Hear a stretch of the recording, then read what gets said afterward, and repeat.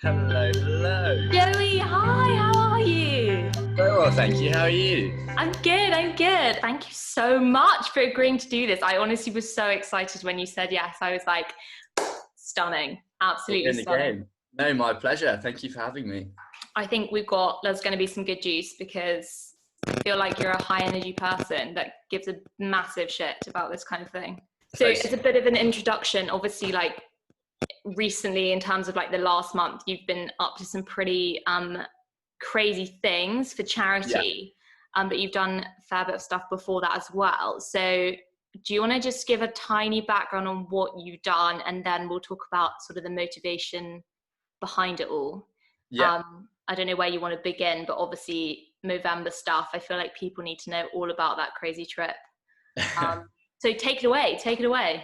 Okay, so yeah, I basically, I suppose it all began in November, earlier, sort of this academic year, um, and obviously X to get behind the November campaign massively, and I've always done whatever I can within that.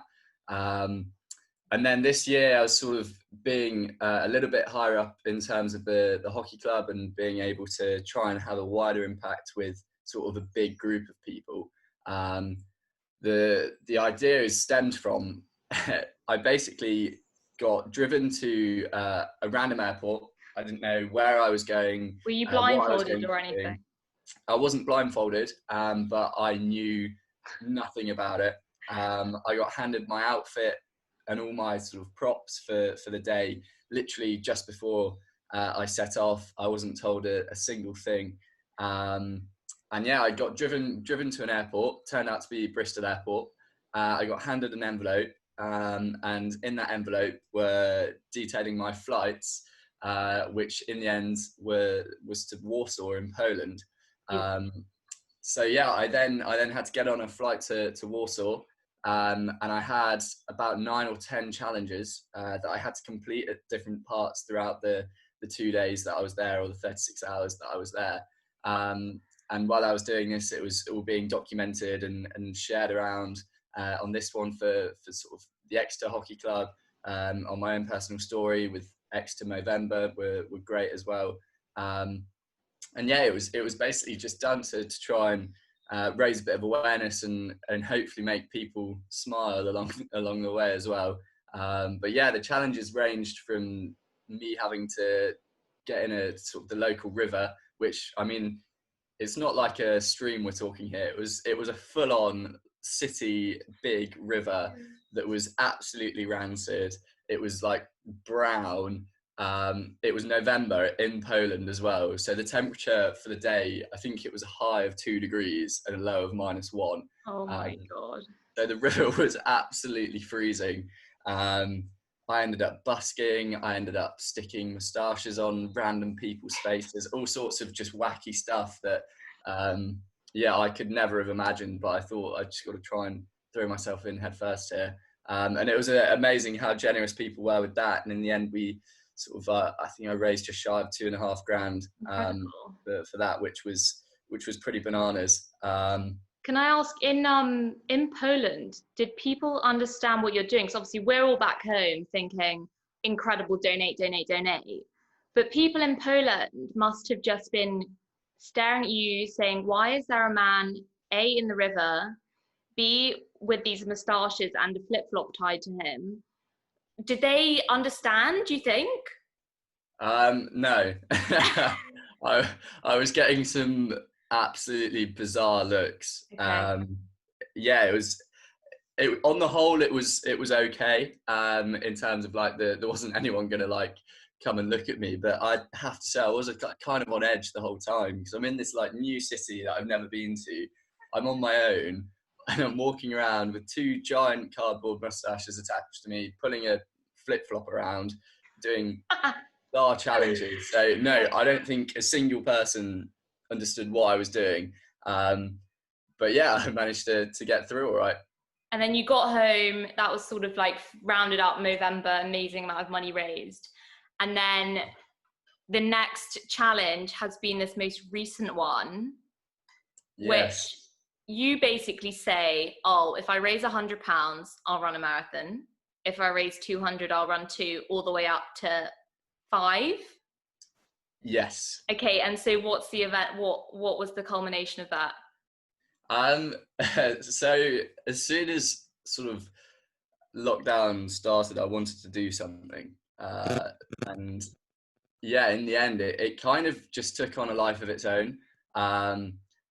I managed somehow to get through and drag myself around all 5 marathons, and in the end, the sort of the fundraising total is 10,900. I Yeah, think. I just checked it yesterday. It's nearly 11,000. It's amazing. Which is when you're setting out as an initial target to raise £100, coming in 2 weeks' time later, you're on 10,900 like that. I don't think it's properly sunk in, and I don't think that will sink in for a bit of time actually, because I genuinely I walked downstairs on the Sunday night. I said this on one of my posts thanking people, and I said, hi mum, like classic mothers here. So hi mum, I'm gonna run a marathon in a couple of days, and if I raise 100 quid, I'll try again the next day. And her response to it was £100. Like, Joey, are you sure? Like, that's a lot of money that I'm Reach for the not stars, sure hon. Yeah. are gonna get behind this. I was like, £100, you might not raise that. Like, are you sure you want to go that high? And I was like, oh, maybe I have gone a little bit too high here. I was like, surely enough, like close family and friends can save me the embarrassment. Yeah, group together. I might have to donate 50 quid myself so I can try and not embarrass myself. But that's a really unique position to be like, I need people to force me to run a marathon. Whereas normally it's like, I'm doing the marathon, please donate what you can. It's like, I'm in a position now where I haven't trained for one, but I kind of really want to run one tomorrow. So can everyone donate? Yeah, it was a very strange scenario. I mean, whilst I was I get kind of my most creative. I'm sure there are so many people who are listening to this thinking exactly the same. When they have other stuff to be doing, they can get beyond like the most creative, wacky ideas ever. So I had about a week or so before, I had the most coursework I'd ever had in. I was going to ask, for context, so you're in your final year, you haven't actually finished your degree yet, right? And you're sacrificing a whole week in exam period. So what stage are you at academically on this Sunday, before you're off? So on the Sunday, I had finished, I had about 9,000 words due on one day. And I tend to leave things quite late. So I ended up doing sort of 3 all-nighters. I had 3 different assignments in, and I just plowed through in sort of 3 days, not much sleep sort of thing, just get it out of the way. And then I've got a bit of a break, and then I had an exam, I think it was on around the 23rd. But I sort of like, I was like, I've got a bit of a break here. I mean, nothing if I leave it to the last minute, I'm going to leave it to the last minute. So I may as well try and, I've got a slot here that could work. It's interesting because I did London 2019, so a year ago, and I am a list A-type human being who wrote my schedule, my training plan on Excel. I did my carb loading the night before my long runs every fortnight for 6 months. Sleeping, I was very strict, in bed at certain times. And you took the whole like rest, recovery, refuel, and just pissed all over that and decided I've had no sleep. I'm not really fit. And also I can only go outside once a day, so might as well make that once a day 8 to 10 hours.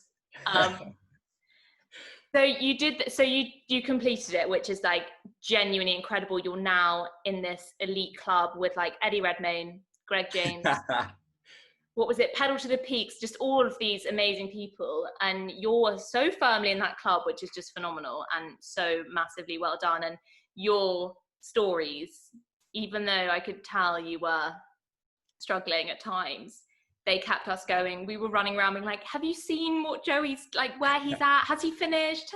And we just loved it. Honestly, it was such a good dose of happiness. So what did your mum, I mean, I presume you were living at home when you were doing these runs. What on earth were your family thinking? I mean, my parents sensibly tried to persuade me not to do it. I mean, they sort of saw, yeah, I mean, you spoke slightly upon like your preparation there, and you're a far better person than I am. My mentality was kind of, I mean, I didn't have time to train for a marathon, let alone have time to train for 5. I mean, you can't. I mean, my mate texted me saying people train all year to do one marathon. Mm-hmm. Like, you're not going to be able to complete this. And it was a completely like fair comment. If I knew what I know now, I would most certainly think twice about sort of just yeah 5. But they tried to persuade me out of it. But I think they were kind of seeing my, as you say, my preparation. I mean, 3 days before the marathon, I was up at 8 a.m. handing in a piece of coursework. The next day I'd end up waking up so late because my sleeping pattern was on another planet. I'd wake up at sort of 12, get out of bed at 2. I'd have 3 hours sort of chilling around, and then I might have a beer or something. So it wasn't even like the training or the prep was completely gone. So yeah, my parents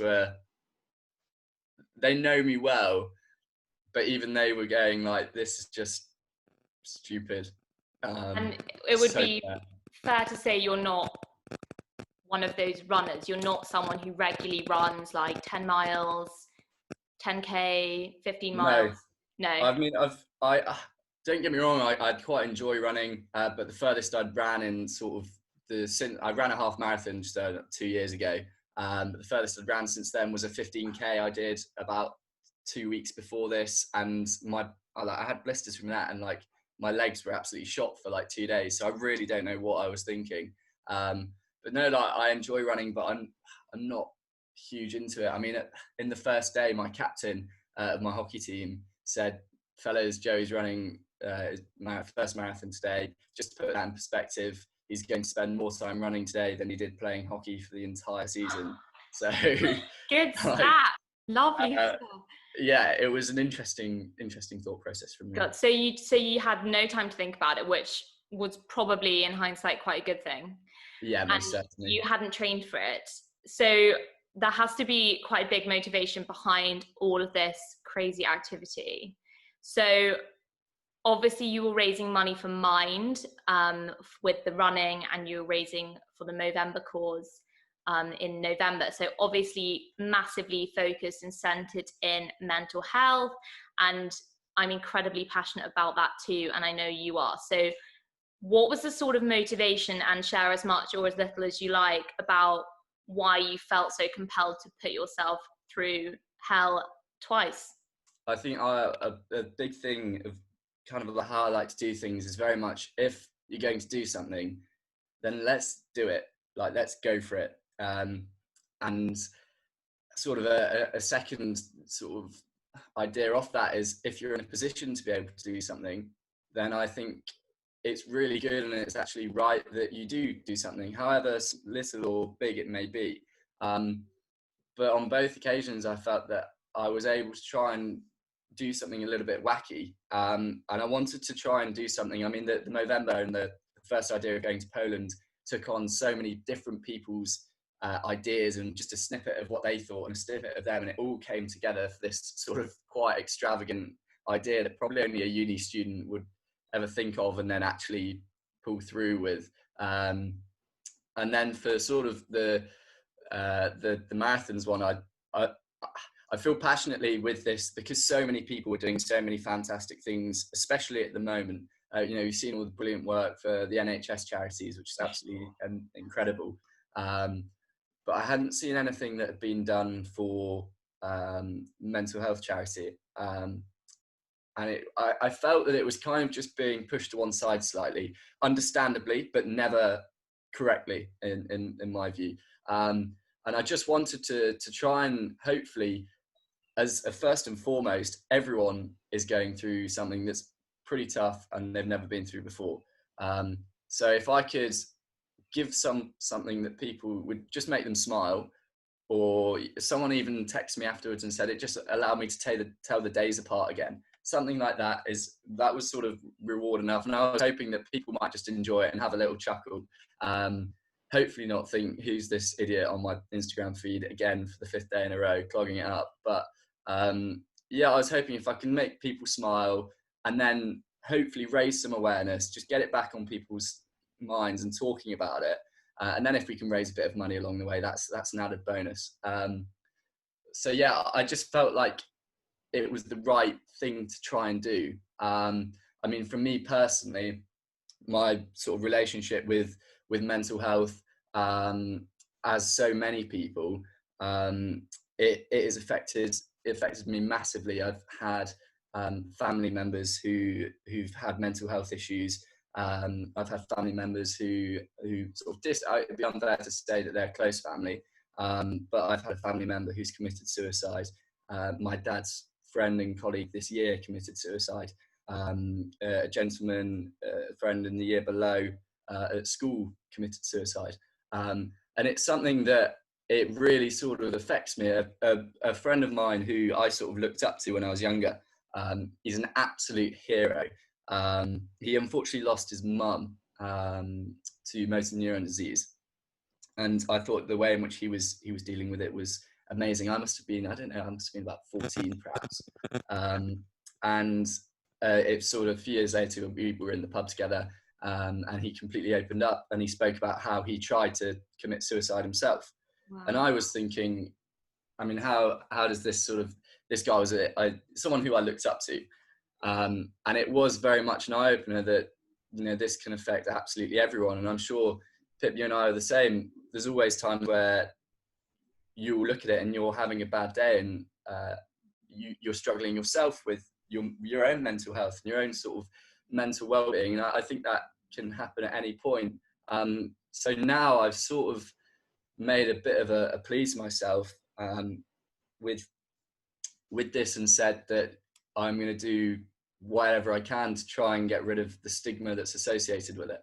And I think that's the real big thing for me now. That's sort of the driving passion, is that amazing. Whilst that stigma is still there, I'll do whatever the wacky challenge is. The 5 marathons thing was probably pushing my body a little bit further than it should have gone, or it even knew it could go. And there were times at that throughout that I was there, and it almost became almost like a mini metaphor for everything, because the mental battle of that was the hardest thing I've ever had to go through.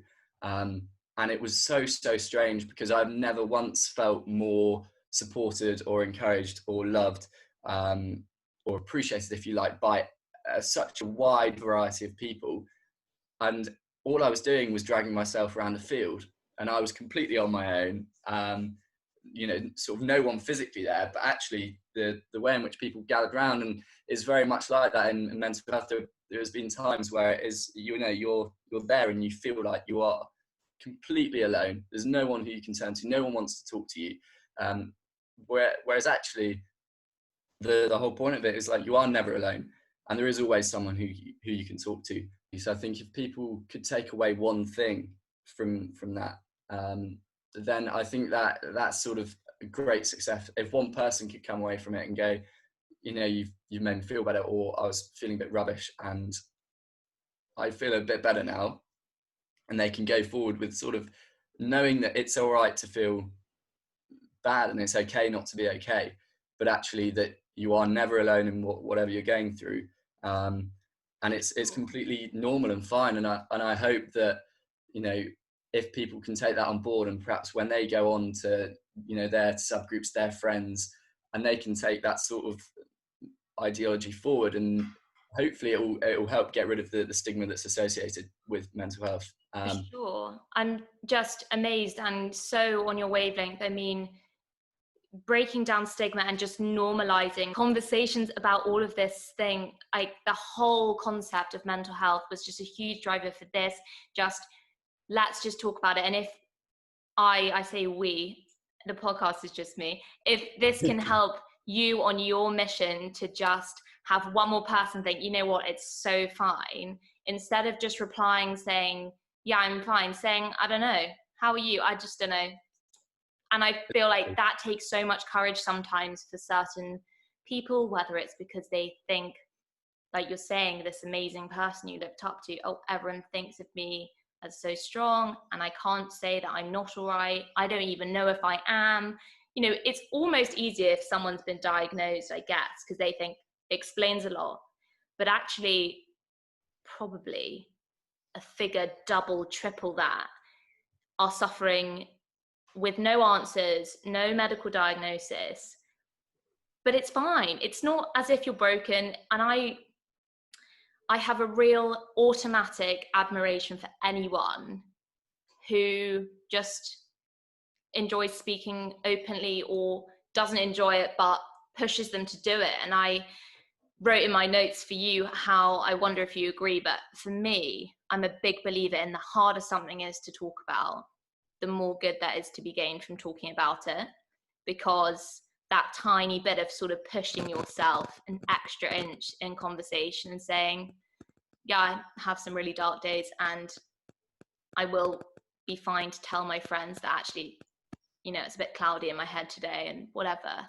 And I feel like the ratio of opening up to positivity gained for so many people, not just that person, is vast. And I so wish everyone knew that. So even if there's, you know, 5 people who listen to this podcast, which there won't be because you're a popular guy, I'm just using you, that feeling of, God, it is actually so normal and so fine. And if I'm suffering, everyone else around me too might be. And I'm in the same situation. I've had a hugely long, irritating battle with my head. I like to just think of it as like almost another person. I live with people who suffer too. My best friend in the whole world, she lost her brother in incredibly tragic circumstances and her dad in 18 months. And she is a ray of sunshine. And I think, God, I just want to wrap up all of those people and just squeeze them and tell them, you know, you can genuinely talk to me whenever you want, because if there's one thing that helps, and it doesn't cost money, it doesn't cost anything resource-wise, it's just a conversation. And I'd like to ask you, apart from obviously donating to these incredible charities, and I'll definitely put up all the links to your charity stuff you've done, what do you think is something people can do, everyone can do, whether they suffer or have people around them who might? What is something they can do that does not involve money or knowing anything in particular, but something they can do to make themselves known as like I'm here? I think it is sort of, as we've mentioned, conversation and talking to people is absolutely crucial. I mean, it's the best medicine for a lot of helping with people's problems. And the more approachable that you can be, the better. And I think you can look at it from quite a close point of view. And you know, if your friend's gone quiet for 3 days or 2 days, just drop them a text or give them a call and ask them how they're doing. If it's from a business point of view, perhaps just make sure that you're as open as you can be, and that you're engaging with their, you know, with whoever it might be, as regularly as possible. And if there is ever a case where you can show your support for mental health and show your openness and your willingness in whatever way that might be, it might be just sharing your thing on your social media account, or you know, doing something in a business meeting or at a sports club, then do that, because it's all going to that helps tackle the stigma, and that helps take away this big taboo that I can't talk about how I feel, or that no one sort of wants to listen to me, or it's not sort of right to speak to you. The more we can take away that stigma from the very offset, the more approachable people will be within themselves about talking about it, because it's not an issue anymore. It's normal, and that's absolutely fine. So again, it's just, if you can try and tackle the stigma, and if you can just make yourself as sort of open as possible, I think they're the best 2 ways. Amazing. I so agree. And I also think this whole stigma with mental health, if that comes first, the knock-on effects are vast. So people say living with a disability, say they have had some, life-changing injury, but they're too scared to, tell people that they had to adapt the way they live, or other things which are health related but are not necessarily mental health related. If there was less of a stigma about mental health, there'd be less of a stigma about all of those things as well. And people wouldn't feel like they had to really go out their way to make it known that it's normal what they're going through. And mental health, for sure, in the last however many years, rise of social media, it's all not helped. It's contributed to a huge peak in that. But it's been around forever.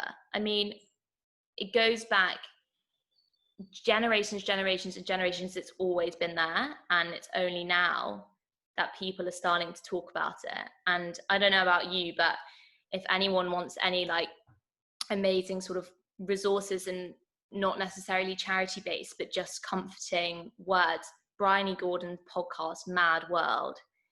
I don't know if you've listened, Joey, but it's amazing. She has episodes with Prince Harry and Stephen Fry and Mel C, and they just talk, and they sit down and they talk about their journey with mental health as if they have spoken about their first child, buying a home, how their knee is, dodgy shoulder. And that's what I want for the people I know and love, and for everyone. I want them to feel like they can give an update on their headspace, just how they can give an update on their whatever ligament they've torn in their ankle. And that's the dream for me. And especially, I think our generation have gone leaps and bounds in getting that conversation to a place where it's much more comfortable. But I feel like our parents' generation don't necessarily suffer any less, but have a lot more in the way of speaking about it and kind of feeling the same level of, okay, no, it's fine. Of course I can talk about it, and there are the resources there. But from your point of view as a man, why do you think that it is? I mean, you mentioned just a few awfully tragic deaths that you've had close to you. Why do you think men struggle more to talk than women? Because it's very easy for me to guess and say, oh, toxic masculinity, they have to be strong. But I have no idea. I'm not a man. And it would be really interesting to hear from you and your friends and what it is that you think makes it much harder for men to have the conversation. Yeah, I think it's really interesting. And I think it's important to note that each person is different. So each individual will have different reasons. I do think it does come down to a lot of the time the age-old sort of feeling of, I think there's this imagery that you do have to be strong, and it's that air of vulnerability that you're putting yourself out there. And when you show vulnerability as a boy, more often than not, that often in sort of your instinct opens you up to more vulnerability and perhaps more abuse. And that's the last thing that you want if you're feeling sort of like you're struggling with something. So I think it is showing vulnerability as a full stop in general for men is quite tricky, because it goes against sort of the nature of how they live their lives on the whole.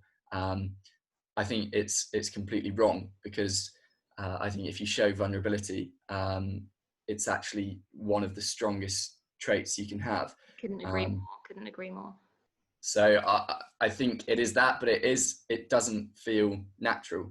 And until you've done it, you bear that sort of load on your back, and you're carrying it with you, and that's only getting heavier. But in opening up and just sort of passing it on and help sort of having that, again, you are having that vulnerability there, but you share it. The problem is completely shared, and that weight isn't just carried by you now. It's sort of made a lot easier because you're doing it with other people. But I think it does come down to that for men, with sort of that vulnerability. Yeah. But do you think that sharing and opening up, even if it's a tiny bit, the first time is the hardest, and then once you've done that, it gets easier. My word, yeah. I mean, I think it is, yeah, the absolute hardest thing. I think it's petrifying. I mean, I'm sat here in a grey t-shirt now, and I would be sweating through it all the way if I were to do it again. You know, I'm trying to think of the instance where sort of the first time where I completely opened up, and it is completely petrifying, because you do feel like, although you're not giving your entire, the key to your body away and the key to your life and everything about you, you are giving a little bit of you. You're opening up completely, and that's scary, no matter who you are. And yeah, I think that the first time is by far the hardest, by far. It's Yeah. petrifying, but the reward you get from that is like a feeling of liberation almost. You're completely free from what you've been carrying, and then from then on, opening up a little bit more the next time will become that bit easier and that bit easier until it becomes natural. Amazing. I so agree. And do you know what? I don't know about you, and some people have relationships with their families where they feel like they can say anything and everything. But for me, the biggest fear was in telling people close to me. And initially, I found it a lot easier to tell someone with a little extra distance. And so my best friend's mum became someone I spoke to. And I think that caused huge hurt to my own mum, who thought, oh my God, my daughter can't talk to me. But it's that feeling of, but you've done everything you can to protect me and to make sure I don't feel like this about myself or about life or about others. And I've almost failed in, and you just feel like you can't hurt the people closest to you. And it's so much easier to go round about a tiny bit. And it's something I'm improving and feeling a bit more relaxed with. But I would say to anyone who thinks, oh, I couldn't do that to my mum, I couldn't do that to my dad or my sibling, just start a bit further afield, start with a friend, and they might say, oh, I had the same thing and my mum was just confused, she didn't understand, or, you know. And it's, I mean, there was a really just awful, when I was in year 9, a girl my age, she took her own life. Both of her parents were doctors, and they probably thought, fuck, what did I do wrong? But it's not that, it's that feeling of, I can't let the people who've tried so hard to make sure my life's great, I can't let them down like that. But what I would say to anyone is just, you absolutely have not. But if you don't feel comfortable going straight to the woman that born you, try a bit further afield first. It's so much easier with a little extra distance, but it can be just as cathartic. And if you're speaking to anyone, that is so much better than talking to no one. Even if someone I didn't really know reached out to me, I'd think, God, they must really want to talk. And so that's absolutely fine. That's absolutely great. And I encourage it massively. And I've so much more admiration for someone that bravely talks about, even gives a hint about what they're going through. I mean, I'm equally proud of my friends who land amazing jobs and do amazing things, but it's that you have so much more to lose, in your opinion, you know, and I just respect and admire those people so much more. And if they can do that with their own brain, I feel like their life just opens up to so much more and starts a new conversation somewhere else, and has this, I mean, in the time of coronavirus, this R value, which is just like, if that one person talks to one more person, we're all good. Like, it's great. Right. There's nothing to be lost, in my opinion. There's absolutely nothing to be lost from a conversation. I really hope people share that. Yeah, absolutely. I think the point you make there is super important, and it does not matter who you talk to. It could be someone who, it could be a helpline. It could be you know, the work, let's say the Samaritans or the Mind helpline, or it could be a GP, or it could be as you said, a distant family member, a distant Someone really independent. Exactly. It could be anyone. And I think it's so long as you're talking, then you will get better. I firmly believe that. And in time you'll be able to talk about more, and you might be able to talk about it with your friends next, and then your family or whatever, but you will get better so long as you're talking. I so agree. I feel like you sleep better instantly because your brain is whirring, it's still whirring, but it's whirring a tiny bit less. And you feel like it's just one less thing to carry around on your shoulders. And don't get me wrong, it might not be instant, and I cannot speak for anyone who's been through anything apart from my own experiences of it. And there are people out there who suffer a lot more, a lot less, similar levels, but I think every single one would agree that talking is the only form of therapy which helps, and it's completely free, and it's just there. And I think even just putting out this podcast, I've been amazed on how many people are so kind when it comes human to human. They are so kind. Sure, there are lots of trolls out there too. Can't wait for the haters to get involved. But on the whole, like, it's amazing how kind people are. Even lecturers. I had a lecturer find me crying in a classroom once. I went for coffee with her for the next 2 years. People are so kind. It's so lovely. Yeah. I think they instantly respect you. If you're sad and you're vulnerable, they respect you. And that leads me on to something a little bit of insight I got last week. My lovely friend Maya recommended I watch this Brené Brown. I don't know if you've heard of her. She's American. She talks about vulnerability and shame. And I thought, not really my thing, but I'll give it a go. And I watched, and she was hilarious. Loved that. Her delivery was just bang on. And she basically talks about how vulnerability is strength. You can't have one without the other. And then she talks about like this concept of being in the ring. And if you're not in the ring, you can't pass judgment on people who are in the ring. So if you're brave enough to put yourself out there, you should not be paying attention to anyone from outside of the ring. And you'll more often than not find that words from people inside the ring are only encouraging, because they know exactly what you're going through and exactly what you're dealing with and how much strength it's taken to get there. So for anyone that thinks, oh, I can't do that because, you know, people don't expect it from me or they'll judge me. Well, if they're not in the ring, their opinion doesn't count. I think it's so good. Should we do some questions? Because lots of people wanted to hear all the good juice from you. I can't believe that people actually come in, ask questions. Yeah. Oh my God, I've got like 12. I'm just going to pick a few. My word. Okay. How much did you want to quit? How much did I want to quit? I would say, when was the worst bit? There was a point on every single day where I didn't think that I could finish that day, let alone do the whole thing. From about mile 7 on the first day, that was when my body started to hurt. Yeah, I wanted to quit. I say my body wanted me to quit, but there was a point on day 2 where I got a donation come through, an anonymous donation. Tuesday morning, I felt absolutely horrendous. My body was all over the place. My mind was sort of wandering on to like, how am I even going to get through today, let alone the next days? And the donation simply read, "Thank you, from a mother who lost her son, whose struggle was too much." And I think from that moment on, I kind of accepted that what I was doing was actually had some importance to it and was potentially going to be able to actually help people. In a very small sense, it might have been one person, 2 people, but I knew that from that moment on, that there were people who I had never met before in my life who were watching this and taking comfort from it.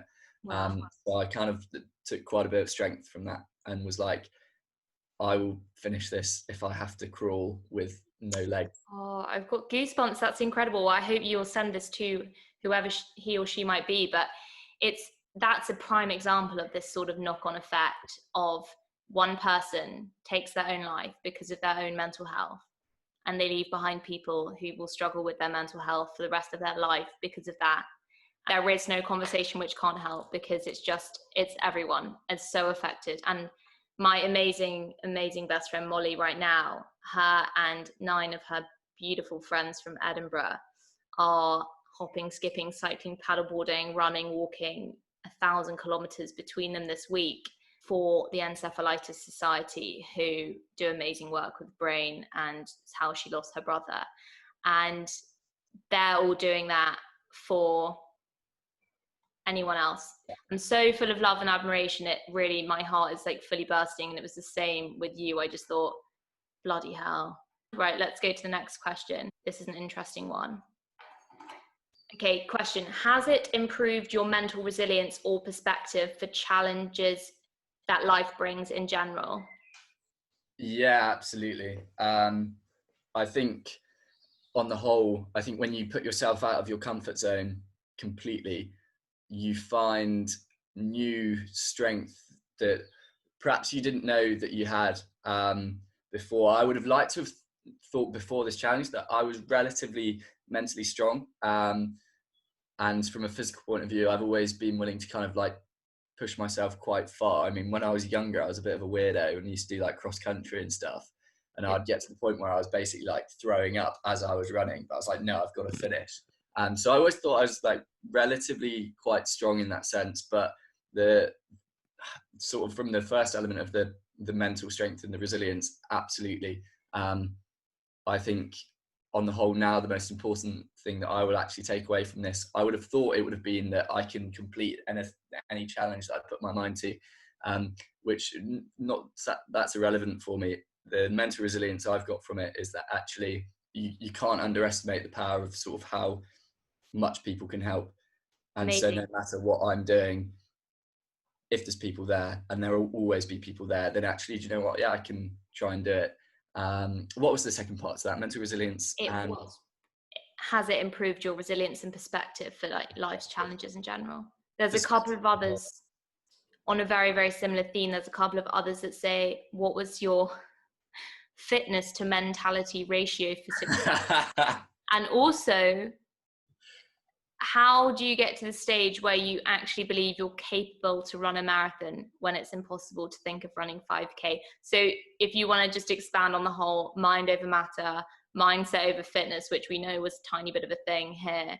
I think for me, the main thing that helped was there are a few like little tips and tricks that I used, but I broke it down into sort of short-term targets. So even on the day, my goal was I would never allow myself to think of tomorrow or the next day or beyond that. I wouldn't think of that.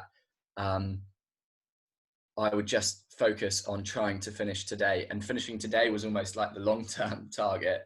And within that short term, it was right, get through to the next sort of checkpoint, if you like. And I would focus on just doing that. And sort of the core of that came down to just putting one foot in front of the other. Yeah. And I knew that whilst I was putting one foot in front of the other, I was getting closer to finishing. So long as I kept moving, I was going to finish. That would stop was, you know, if I were to grab a drink or whatever, which is obviously super important as well. Yeah. But there are other little bits where at times you just needed to take your mind off of things. So I actually listened to the BBC Desert Island Discs podcast. Love that. Get a few emotional ones up. And if you can get emotional podcasts up, they kind of had like a double effect.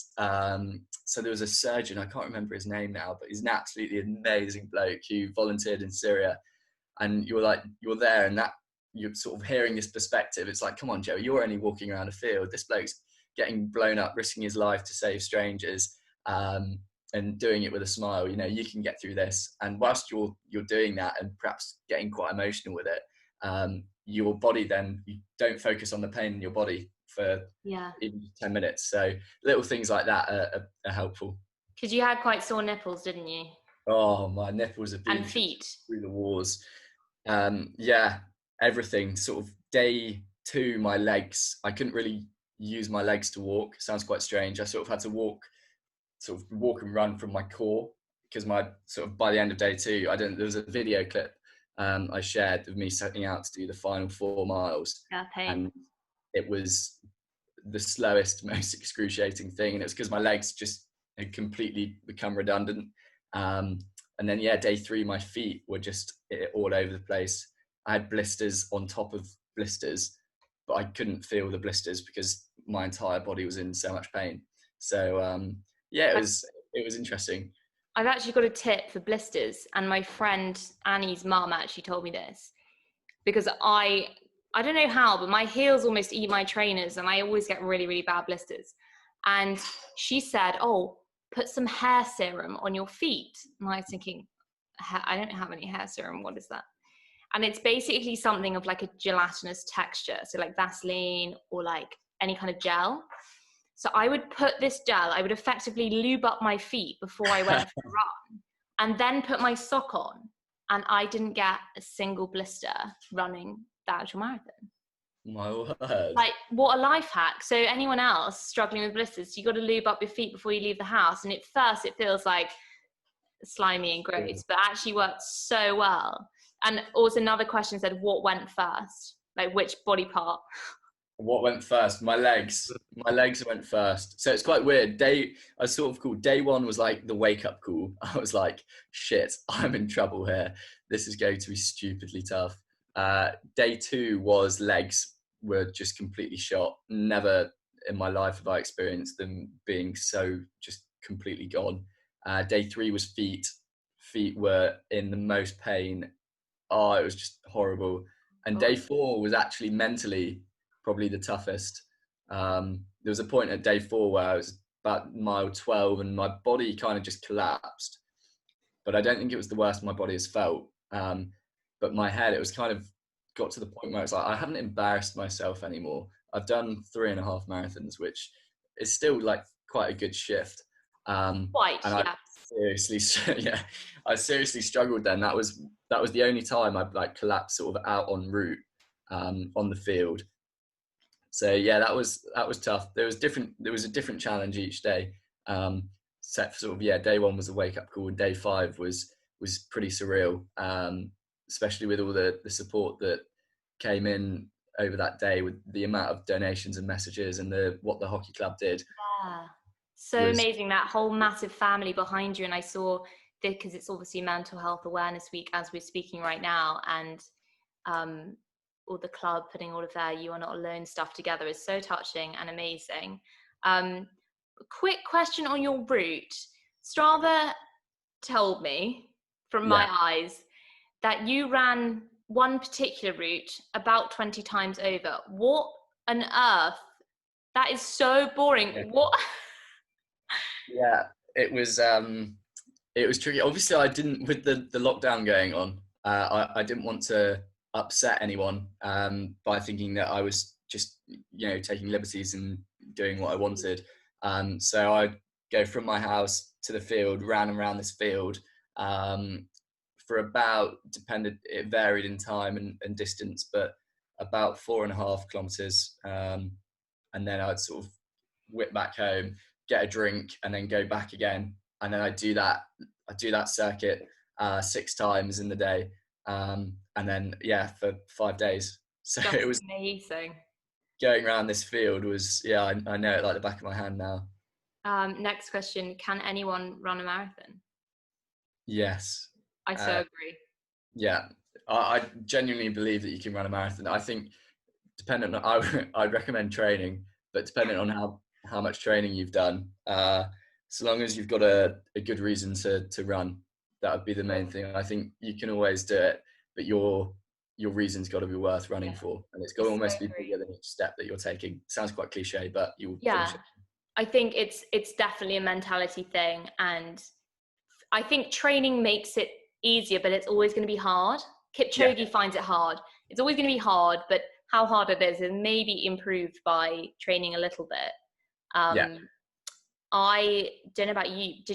You got quite emotional when you were running? I remember bursting into tears at mile 15 because the crowd went away and I just had goosebumps all over my body. And I, for the first time, just remembered why the hell I was there and doing it. And I stopped checking. I was pace, check my pace. I just thought, oh my God, I am so overwhelmed with emotion, and not just for my cause, people around me and it's different for you because you're obviously on your own, but seeing what everyone else was doing it for, I just thought, there is no way in hell, if my leg falls off, I will stop.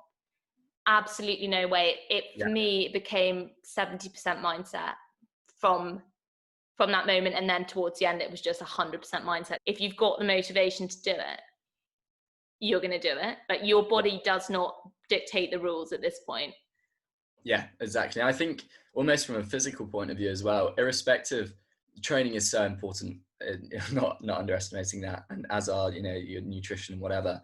But the more training you do, the quicker you'll probably run it. And then up to sort of mile 18, 19, it does not matter who you are or what speed you're going. Those last few miles are incredibly tough mentally, um, and the speed in which you go will obviously be determined by how much training you've done and whatever. But I don't care who you are; those last few miles are really tough. Really tough. So agree. Question: do you struggle with your mental health? Um, I would say I have in the past. I'd like to think I'm in a pretty good place now. I don't. I'm pretty good at talking. I'm an open book. I would like to think anyway. I would like to try and practice what I preach here. But no, I think I have in the past. I've always been quite lucky where I have been able to talk to people, and I've sort of found comfort in that quite early. But I think, just like everyone else, there are times where I do struggle with my mental health. There have been times in the past where I've struggled with it a lot. These days, I'm pretty good with dealing with it, but there are still times where it's tough, of course. For sure. And then one last question: what is the next challenge? What is the next Or challenge? will it be a last minute surprise? The next challenge hasn't been planned out yet. These things tend to take a life of their own, and often come out of left field. But one thing I did say the other day, and sort of, as long as the stigma remains, that I'll continue to try and do my best to get rid of it. Amazing. We're all behind you. That's for absolute sure. So it won't be the last of you, because unfortunately we do have a little way to go on eradicating the stigma, but you're doing so much more than your fair share. It's incredible. It's so inspirational. And I just feel so honored that you came and spoke, and hopefully there are at least one person would be great, two people would be incredible that can listen and take, well, firstly, everyone will be inspired. That's for absolute sure. They might be educated on my top life hack for the bliss.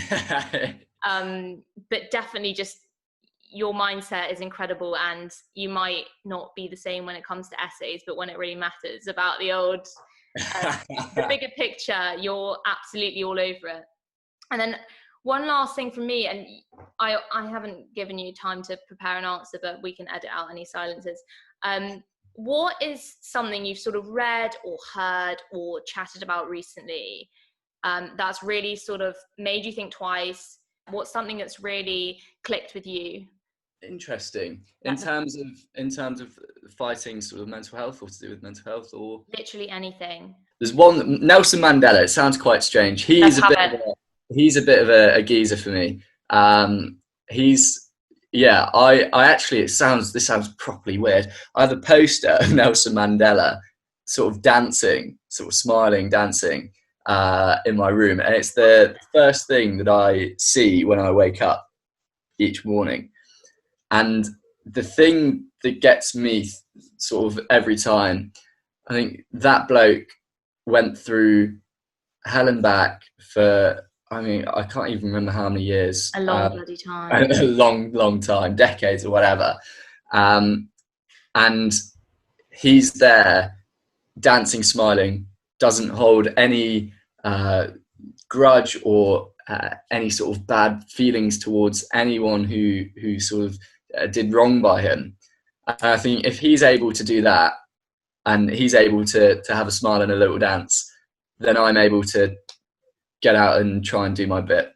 Love that. It's wonderful. And then if you could give one piece of advice to young Joey, let's say he's 12 and he has all of this ahead of him, what are we going to tell him?